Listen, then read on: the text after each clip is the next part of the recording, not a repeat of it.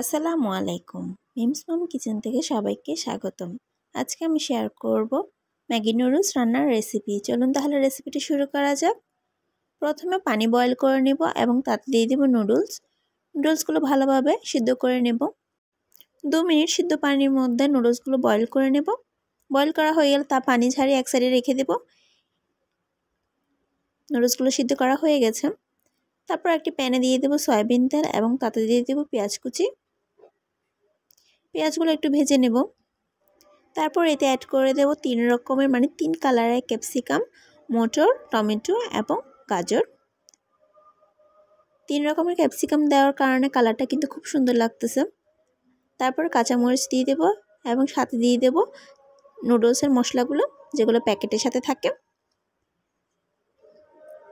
একে একে সবগুলোর মশলা দেওয়া হলো, দিয়ে এবার নেড়েচেড়ে রান্না করে নেব। এরপর অ্যাড করে দেব 1 কাপ পরিমাণ গরুর মাংস। এগুলো রান্না করা গরুর মাংস কুচি কুচি করে কেটে এটা নুডলসের মধ্যে দিয়ে দেওয়া হচ্ছে। এটা হচ্ছে চূড়াময় বুদ্ধি। তারপরে দিয়ে দেওয়া হচ্ছে চিলি ফ্লেক্স। এবার সবগুলো মশলা একসাথে মিক্স করে তাতে দিয়ে দেবো নুডলস। এবার নুডলসগুলো ভালোভাবে মিক্স করে নিচ্ছি। এখানে রান্না করা গরুর মাংস দেওয়ার কারণে আলাদা করে আদা রসুন বাটা দিতে হয়নি। দেখুন নুডলসের কালারটা কতটা সুন্দর আসছে। এখানে কিন্তু আলাদা কোনো মশলা ইউজ করা হয়নি, তবু কালারটা সুন্দর লাগতেছে ক্যাপসিকামের কারণে। সো কেমন হয়েছে রেসিপিটি জানাবেন। নুডলস তো তৈরি করা শেষ। টাটা।